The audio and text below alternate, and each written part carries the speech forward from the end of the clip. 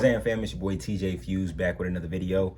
Today, talking Chicago Bears football. Let's go ahead, let's get it. Me and gang blowing up like napalm. I ain't saving shit. Do it look like I got a cape on? Look me in my face. Do it look like I'm trying to play now? All right, so the Chicago Bears defeated the Detroit Lions 24-14. It wasn't really too shocking to know that the Bears got a win this week against the Lions. After, last week, that performance they put up against the Cleveland Browns, you never know. This game could have went either way, in my opinion, initially going into it. But the Bears did end up coming out with the win, looking much better than they did last week against Cleveland. There's still a couple of issues as far as the secondary goes, but I do still think the defense is good enough and solid enough to be a playoff caliber defense. So, that's still something that we got under our belt there. We did end up losing Akeem Hicks early in the game. I think it was probably the first play, but we lost Akeem pretty early, man. But other than that, we finally got to see Justin Fields, get out there and essentially be well protected, have a solid game plan around him. We got to see David Montgomery actually run the football, and I feel like a lot of us as Bears fans kind of knew this, even if it was like subconsciously, we all kind of figured that the Bears' identity is, a running team first, at least until Justin Fields is able to get comfortable and adjust to the NFL, adapt to the NFL. Like I said, as far as the running game goes with David Montgomery, we saw David Montgomery put on a clinic. Really, he was gashing, Detroit's defense. The defensive line couldn't really do much with him, especially when he got down in the red zone. Damian Williams had a nice touchdown run too, and he played pretty well towards the back end of the game. Some pretty bad news though is that David Montgomery did end up going down with an apparent knee injury. Presumably it was pretty bad because even the commentator said that they wasn't going to show it, show a replay of it. We shall see what happens with him. Hopefully it's not anything too bad. It doesn't seem to be. Going back to Justin Fields and his performance, I feel like we got to actually see a lot of glimpses of what we saw at Ohio State, the deep ball especially.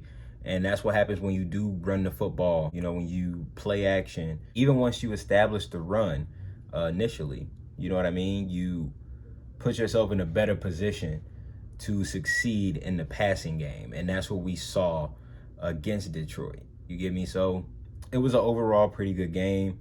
Matt Nagy did state that Bill Lazor was the play caller this week.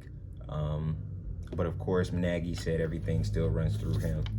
So I guess Bill play called and Nagy approved the play calls, you feel me? So it was a good called game. Like I feel like we took advantage of a not so good Detroit Lions team who does have some fight, which I did say before. Detroit does have some fight in them, and they're not a super trash pushover Detroit team that the Bears have been used to in the previous years, but they are still the Detroit Lions at the end of the day. So it's good. It's a good game to get a win in.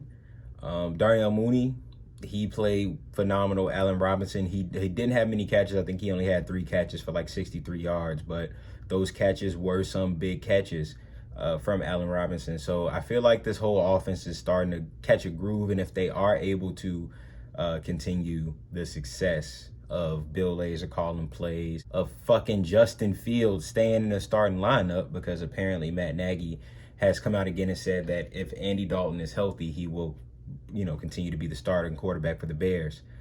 I don't agree with it. I don't like it. I feel like, how do you not let Justin Fields continue to build off of a poor performance, a better performance? Just let him continue to grow, because it seems like he's learning every week. Again, a lot of people go back to the blitz and how he can't read coverages. I'm sorry, not coverages, but he can't set protections. And we all saw that spin move, from that blitzing defender off the edge, and that incomplete, it turned into an incomplete pass intended for Cole Kmet. So we all saw that he's learning from all of these things being thrown at him. It's no big deal. Some things that I would like to clean up before next week in Las Vegas. I would really like for the running game to continue, going down the path that it's on, even though we may not have David Montgomery next week. I still feel like we shouldn't shy away from running the football with Damian Williams or Khalil Herbert even. I think that both of those guys may be capable enough to, get us something going, some production down on the ground. Not as much as David Montgomery, but enough for us to go ahead and get Justin Fields going in the passing game. Speaking of Justin Fields, that's the other thing. Justin Fields needs to start this game for this game to even be competitive. And this isn't a shot at Andy Dalton that he's a terrible quarterback, because I'm one of the few people that believe that he's not a terrible quarterback. I'm one of the few people that believe that he is a good quarterback. We don't need a good quarterback. Good quarterbacks aren't winning Super Bowls. You get me? So I almost said Aaron Rodgers. Justin Fields, he needs to start. Andy Dalton,